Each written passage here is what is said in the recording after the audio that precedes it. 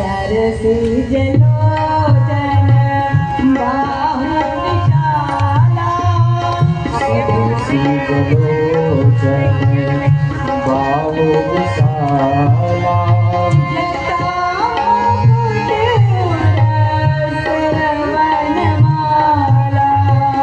जटामुकुट सिरवनमाला सादर चरण पखारे सागर जल चरण पखारे पुनि सुंदर आसन बैठारे पुनि सुंदर आसन बैठारे। सबरी जैसे प्रभु श्री राम को देखी, श्री राम जी ने मुस्कुरा कर कहा, मैया मैं दशरथ पुत्र राम हूँ, ये मेरा छोटा भाई लखन है। जैसे राम सुनी समझ गई कि मेरे जो गुरु जी ने कहा था आज वो वचन सत्य हो गया। श्री राम मेरी झोपड़ी में पधार गए और हमारे श्री राम जी की सुंदरता को देखकर मैया सब की आंखों से आंसू गिरने लगे। मैया सबरी ने बड़े सुंदर आसन बिछाए और कहा, प्रभु मैं आपको कौन से पुष्प चढ़ाऊं? मुझे जानकारी नहीं कौन से पुष्प आपको पसंद है, लेकिन मेरी आंखों के लिए तो पुष्प है ना, ये अब मुरझाने की अवस्था में आ गए हैं, इसलिए मैं अपनी आंखों के ये 2 फूल आपके चरणों में चढ़ाती हूँ। मैया जल नहीं, अपनी आंखों की आंसू से ही भगवान के चरण का प्रक्षालन करने लगी। सादर जल शरण पधारे सागर जल चरण पखारे पुनि सुंदर आसन बैठारे पुनि सुंदर आसन बैठारे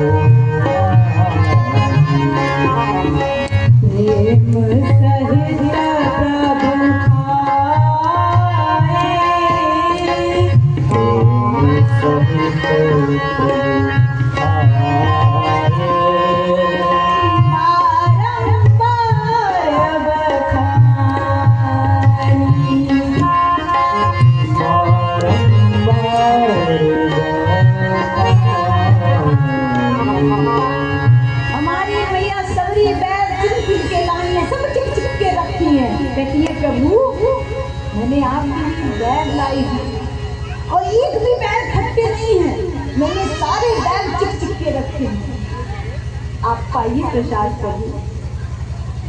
श्री राम जी मुस्कुराने लगे और वो झूठी बैग को सबरी के बड़े दिल से खा रहे हैं और बार बार बखान कर रहे, वाह मैया कितने मीठे बैग हैं, कितने अच्छे बैग हैं, ऐसे बैग तो मैंने आज तक नहीं खाए। सबरी मैया बड़ी प्रसन्न हो गई। इधर जब लखन लाल जी को श्री राम जी ने बैग दिए, लो लखन तुम भी खाओ।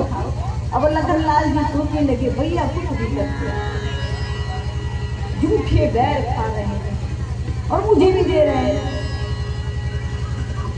लखन लाल जी ने भैया के बात को टाल नहीं सकते थे, उस बैर को लखन लाल जी ने भैया की चोरी से पीछे किया और कहते हैं भगवान के भक्त का किसी भी चीज का अनादर नहीं करना चाहिए। आज लखन लाल जी ने सबरी के बैर का अनादर किया, पीछे फेंक दिया और वो बैर जाके संजीवनी बूटी बना जो लखन लाल जी को खाना पड़ा।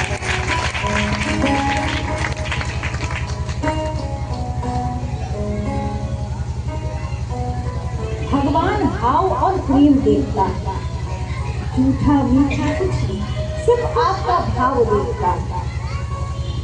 जिस समय हमारे प्रभु श्री राम जी 14 वर्ष का वनवास करके आए थे, तो उन्हें 3 जगह न्योता था। 3 जगह कहाँ कहाँ?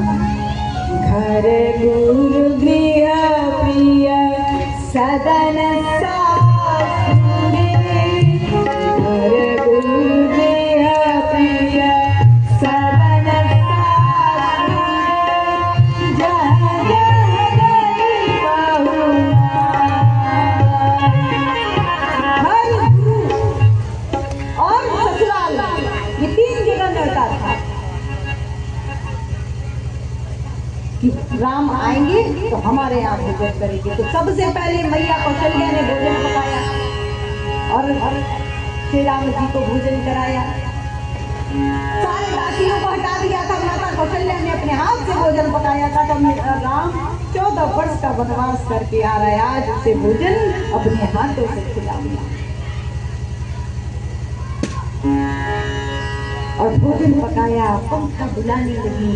मैया की आदत होती है ना, जब पुरुष भोजन करते हैं तो मैया की आदत होती, पूछती हैं कैसा बना है, बढ़िया बना है, पूछते हो ना आप?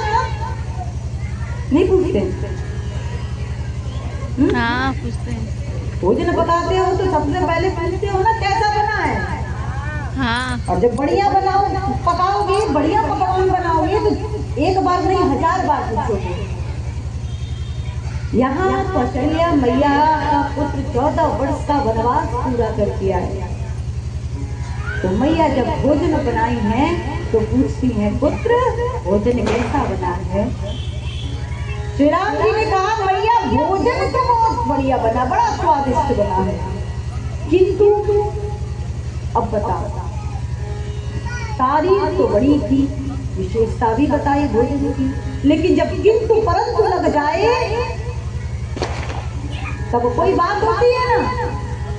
मैया सीता देख रही थी, मैया सीता सोचने लगी कि किंतु लगा दिया, काहे को इतना सुंदर भोजन मैया ने बनाया था, किंतु लगा दिया। दूसरे दिन गुरु जी क्या न्योता था, गुरु जी के यहाँ गए। गुरु जी के यहाँ भी गुरु माता ने सारे शिष्यों को सबको हटा दिया, बोला आज मेरा राम आ रहा है, आज राम के लिए भोजन मैं पकाऊंगी।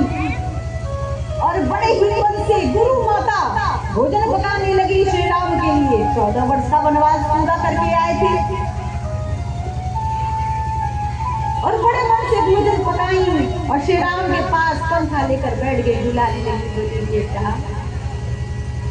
भोजन कैसा बना है? श्री राम जी ने कहा, हे गुरु माँ, आपने भोजन तो बड़ा स्वादिष्ट बनाया है, बहुत ही अच्छा बनाया है, बहुत अच्छा लग रहा है। मैया बड़ी प्रसन्न हुई। मैया आपने भोजन बड़ा स्वादिष्ट बनाया है, किंतु जब यहाँ किंतु लगाया तो सीता मैया सोचने लगी, यहाँ भी किंतु, कौशल्या माँ के पास भी किंतु, यहाँ भी किंतु। अब तीसरा न्योता था ससुराल में, सीता मैया के घर पर। सुनैना ने सारी दासियों को हटा दिया,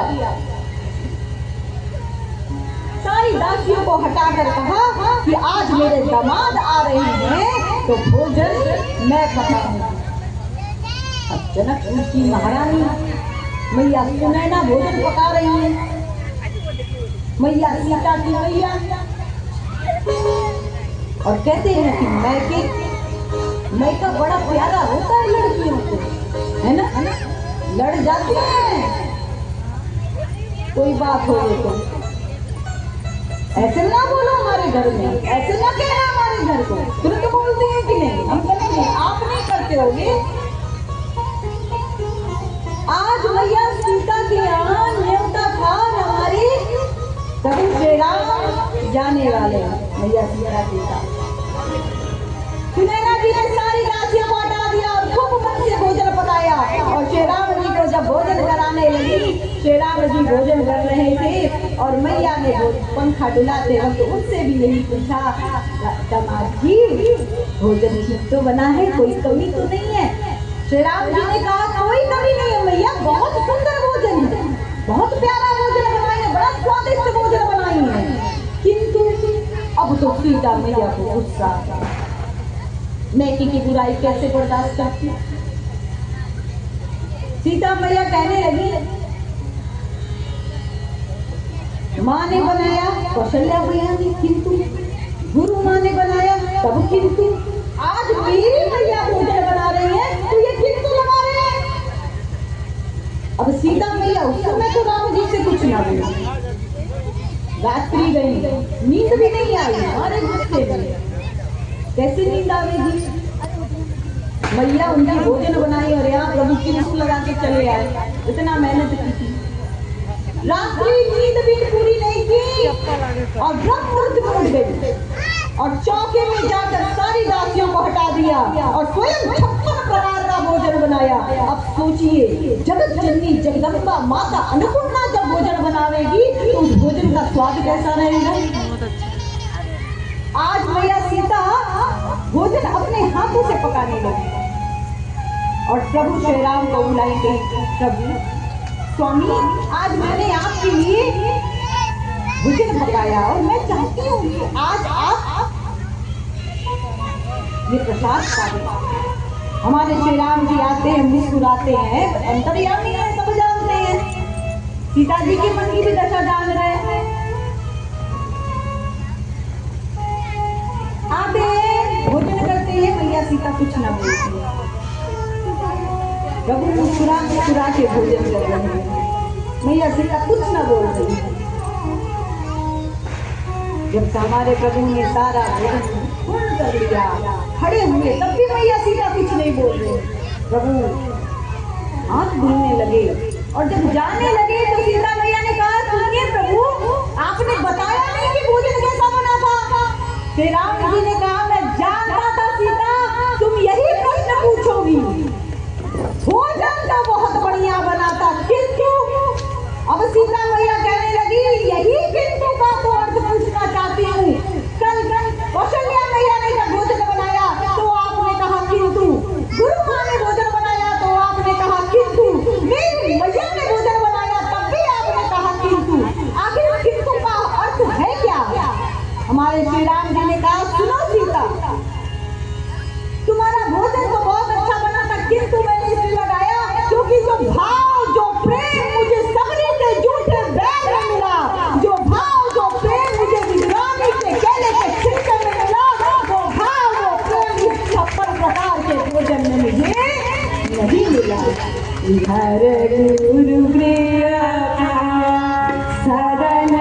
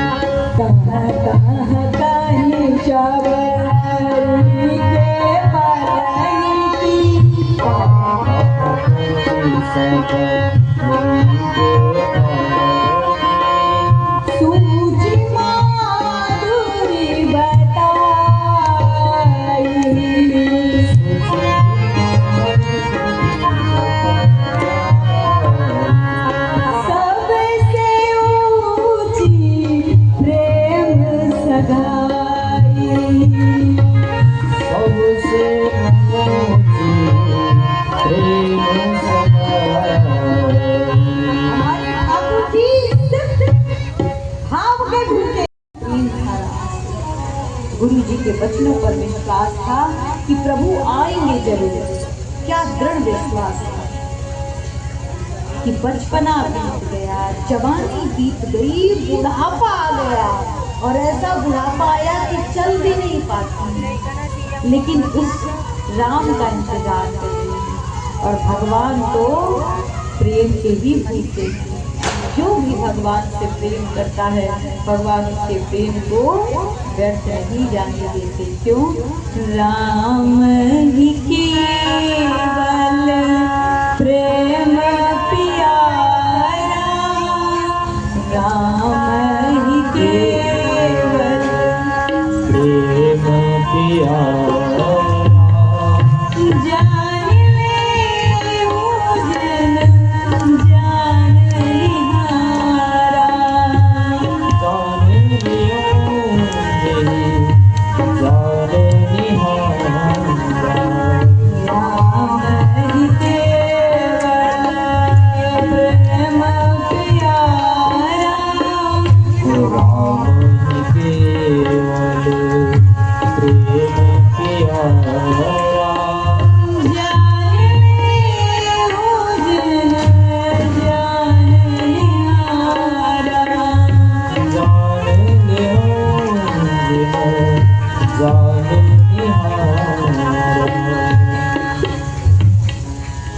राम जी को केवल प्रेम थे और इसी प्रेम के कारण हमारे श्री राम जी वन में चलते चलते आए और मैया शबरी के आश्रम पहुंच गए।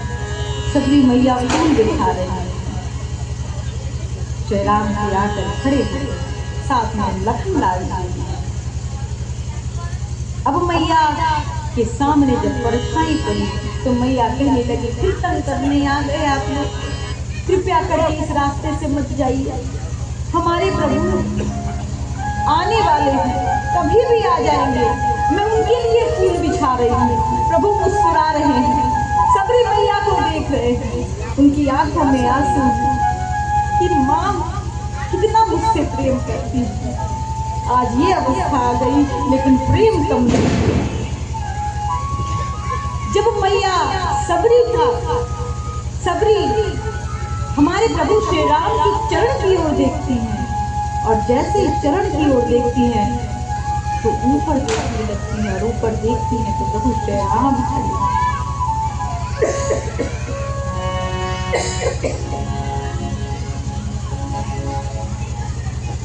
श्री राम जी को देखती हैं, ये कौन?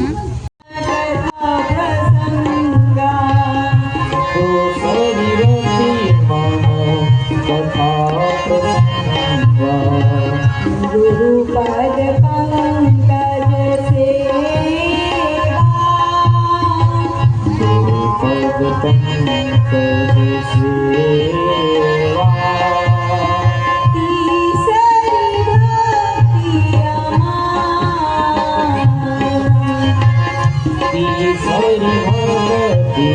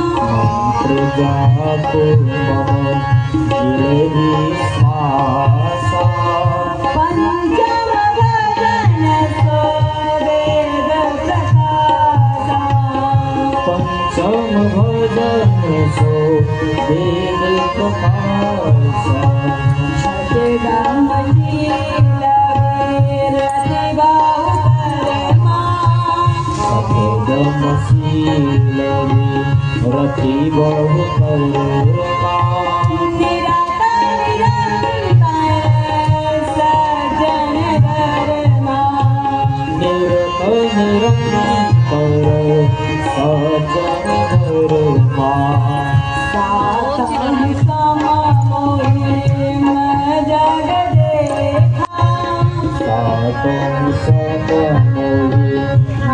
जगदे